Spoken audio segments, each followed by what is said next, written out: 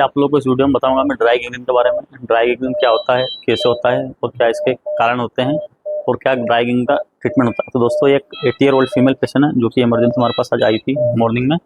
Patient की complaint थी, patient को रिस्ट पे severe pain, numbness, tingling sensation है और जो हाथ है ठंडा है। अभी मैं हाथ को पकड़ रहा हूँ तो बिल्कुल कोल्ड सेंसेशन आ रहा है, बिल्कुल हाथ ठंडा पड़ चुका है। इसे हम बोलते हैं dry gangrene. Dry gangrene word में ही, नाम में ही इसका डायग्नोसिस है। ड्राई मतलब सूखा। ये उंगली आप लोग देख सकते हैं, पेशेंट की फिंगर्स पूरी ड्राई हो चुकी है, पूरी सूख चुकी है लकड़ी की तरह, तो इसे हम ड्राई गैंग्रीन बोलते हैं। अगर बात करें ड्राई गैंग्रीन कैसे होता है और क्यों होता है, तो दोस्तों ड्राई गैंग्रीन में क्या होता है, जो भी अफेक्टेड पार्ट होता है, जो भी अफेक्टेड पार्ट होता है बॉडी का, जो भी लिम्ब होता है, राइट साइड, लेफ्ट साइड या लोअर लिम्ब, जिस भी हिस्से में ड्राई गैंग्रीन होता है वहाँ पे क्या होता है, उस हिस्से की ब्लड सप्लाई रुक जाती है या फिर ब्लड सप्लाई कम हो जाती है। तो lake of oxygen, lake of blood supply के कारण वो हिस्सा टिश्यू नेक्रोसिस होने लगते हैं, टिश्यू डेड होने लगते हैं। धीरे धीरे जब पेशेंट को गैंग्रीन होने लगता है तो वहाँ पे स्किन का कलर चेंज हो जाता है, डिस्कलरेशन ऑफ स्किन होने लगता है, रेडिश ब्लैकिश कलरेशन आता है। फिर धीरे धीरे पूरी उंगलियाँ ब्लैक हो जाती है और एक टाइम ऐसा आता है कि सूख जाती है। जब उंगलियां सूख जाती है, पूरी ड्राई हो जाती है, तो उसे हम ड्राई गैंग्रीन बोलते हैं। अगर बात करें इसमें सिम्टम क्या क्या देखने मिलते हैं हमें, तो स्टार्टिंग में तो पेशेंट को डिस्कलरेशन ऑफ स्किन देखने मिलेगा हमें। उसके बाद पेशेंट को सीवियर पेन होता है अफेक्टेड पार्ट में। अभी आप लोग देख रहे हैं पेशेंट को 6 से 8 महीने लगे हैं इस स्टेज में पहुंचने में। स्टार्टिंग में जब पेशेंट को जब हुआ था तो बहुत पेन होता था, तो पेशेंट का डिस्कलरेशन ऑफ स्किन होगा, सीवियर पेन रहेगा और अफेक्टेड पार्ट पे स्वेलिंग रहेगी। अभी भी स्वेलिंग है पेशेंट को, लेकिन इतनी नहीं है। स्टार्टिंग में बता रहे हैं अटेंडर, पेशेंट का अटेंडेंट बहुत ज़्यादा स्वेलिंग थी।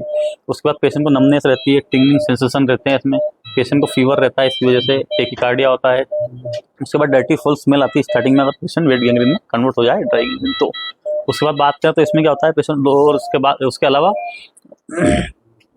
डिस्चार्ज आ सकते हैं, फॉल स्मेल हो सकती है और हाथ तो कोल्ड रहेगा, ठंडा रहेगा। जैसे कि अभी ये पेशेंट का हैंड है पूरा कोल्ड है, ठंडा है। तो दोस्तों ये कुछ सिम्टम इसमें देखने मिलते हैं हमें ड्राई गैंग्रीन में।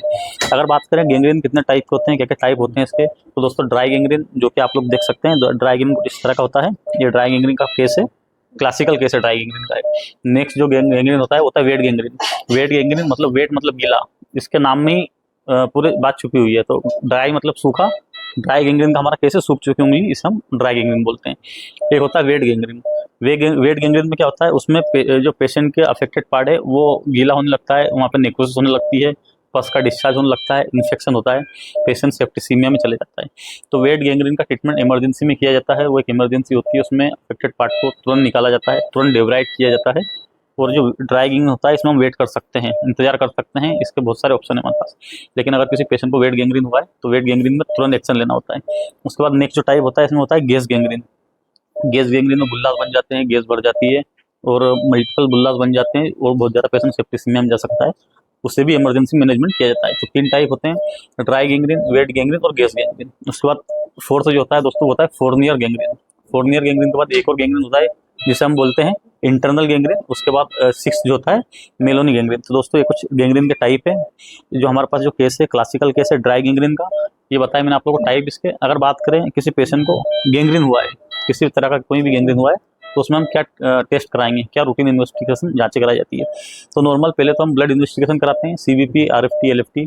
पेशेंट का देखेंगे यूरिक क्रिएटिनिन कैसा है, पेशेंट के सीबीसी में देखेंगे हम काउंट कितने हैं, सेप्टिसीमिया में तो पेशेंट नहीं है, डब्ल्यूबीसी काउंट देखते हैं, हीमोग्लोबिन देखते हैं, पेशेंट का ब्लड तो कम नहीं है, प्लेटलेट काउंट देखते हैं, नॉर्मल चीज़ें उसमें देखी जाती है। नेक्स्ट जो टेस्ट होता है दोस्तों होता है एक्सरे।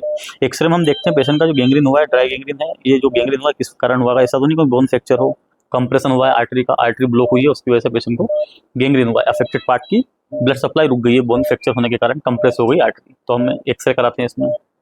एक्सरे के बाद हम इसमें एमआरआई करवाते हैं, एमआरआई करा के टिश्यू को देखते हैं। डोपलर कराए जाते हैं, कलर डोपलर। कलर डोपलर में हम आर्टरीज को देखते हैं, कौन से आर्टरी ब्लॉक है, किस लेवल पे ब्लॉक है, आर्टरी का नाम भी उसमें मेंशन हो जाता है। उसके बाद एक सीटी स्कैन होती है जिसे हम सीटी स्कैन एंजियोग्राफी बोलते हैं, सीटी एंजियो बोलते हैं। तो ऐसे केसेस में जो भी गैंग्रीन होते हैं ये जांचें कराई जाती है। ब्लड टेस्ट में सीबीपी, आरएफटी, एलएफटी, उसके बाद CT scan, MRI, CT scan, angiography और ब्लड मार्कर कराए जाते हैं कुछ, और कुछ इन्फ्लामेटरी ब्लड मार्कर्स कराए जाते हैं इसके अंदर। उसके बाद अगर बात करें तो ब्लड कल्चर्स भी कराए जाते हैं इसमें, अगर वेट गैंग्रीन पेशेंट को हुआ है या फिर गैस गैंग्रीन या फिर फोरनियर गैंग्रीन हुआ है उस कंडीशन में।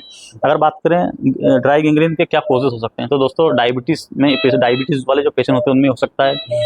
एथेरोस्क्लेरोसिस अगर है आर्टरीज का तो उसके कारण हो सकता है। जो स्मोकिंग वाले पेशेंट होते हैं, जो लोग बहुत लंबे समय तक स्मोकिंग करते हैं, स्मोकिंग की वजह से ही हो सकता है। अगर किसी पेशेंट को पीएडी डिजीज़ है, पेरिफेरल आर्टेरियल डिजीज़ है, तो उसके कारण ही हो सकता है।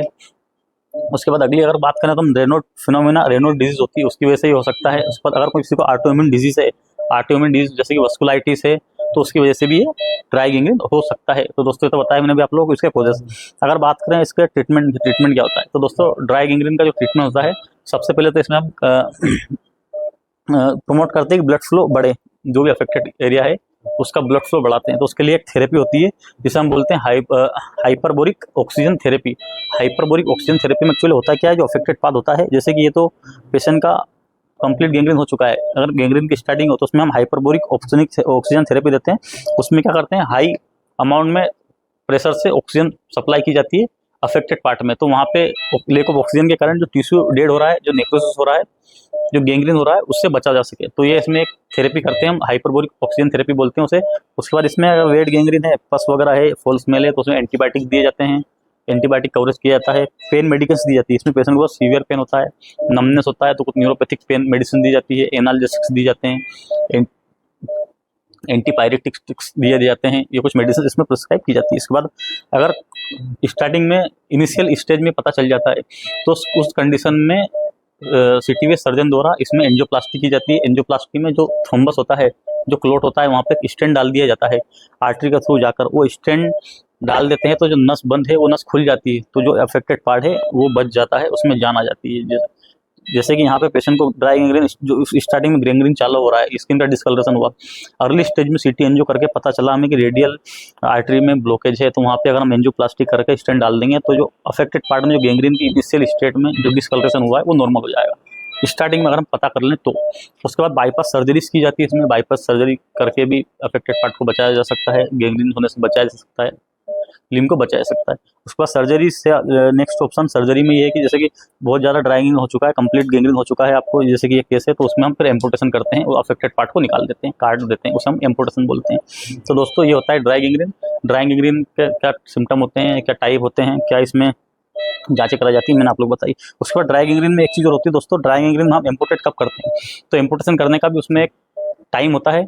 हम उसमें इंतजार करते हैं लाइन ऑफ डिमार्केशन का, क्लियर लाइन, या फिर उसे हम लाइन ऑफ डिमार्केशन बोलते हैं। लाइन ऑफ डिमार्केशन का मतलब होता है जो ड्राई गैंग्रीन होता है या जो भी गैंग्रीन होता है उसमें एक क्लियर लाइन दिखाई देती है हमें, वो क्लियर लाइन से सेपरेट होता है। हमारा जो नॉर्मल स्किन सेपरेट हो जाती है, तो जो अफेक्टेड पार्ट है जो गैंग्रीन हो चुका है वो सेपरेट हो जाता है। क्लोज लाओ, यहाँ पे आप लोग देख सकते हैं, इसे हम बोलते हैं लाइन ऑफ डिमार्केशन। यहाँ पे आप लोगों को लाइन दिखाई दे रही है, बिल्कुल क्लियर है।